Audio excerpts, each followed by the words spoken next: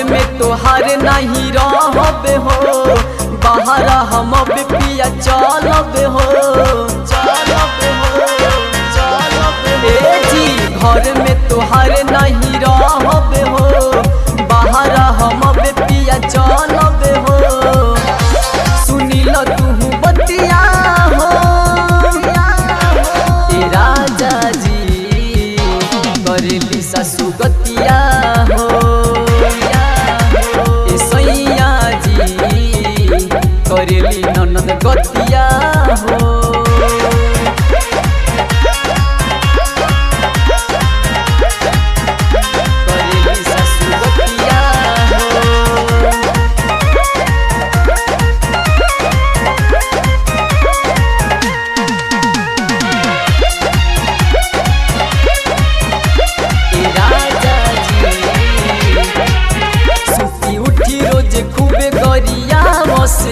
घर मुँह नहीं हमें बतिया बस, बिना गलती के गलती ये सैया हमारा के ही हो ठहरावस।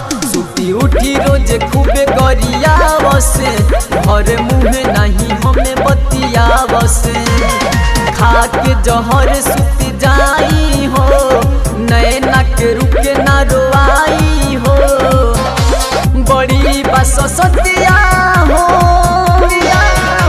ए राजा जी, करेली सासु गतिया हो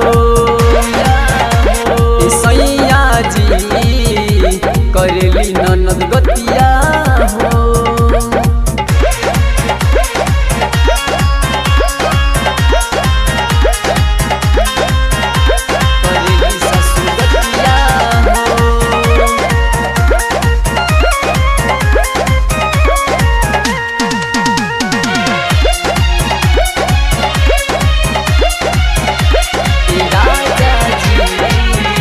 अरे दाओ देख के कोई नहीं हो फोनवा, ना तो मुकेश पिया जाई कहियो जानवा।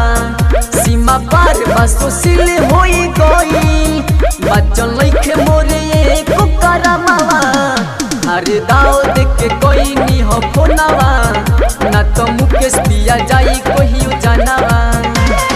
नई हर के धले ना तो गाड़ी हो, अबे ना सहाता लाचारी हो, कि पागल भइले मतिया हो ए राजा जी, करेली सासु गतिया हो ए सैया जी, करेली सासु गतिया हो। घर में तोहार नहीं रहबे हो, बाहर हम पिया चलबे हो, बाहर हम पिया चलबे हो। ए जी घर में तोहार नहीं रहबे हो, बाहर हम पिया चलबे हो। सुनिल तू बतिया हो ए राजा जी, करेली सासु गतिया हो ए सैया जी, करेली ननद गतिया।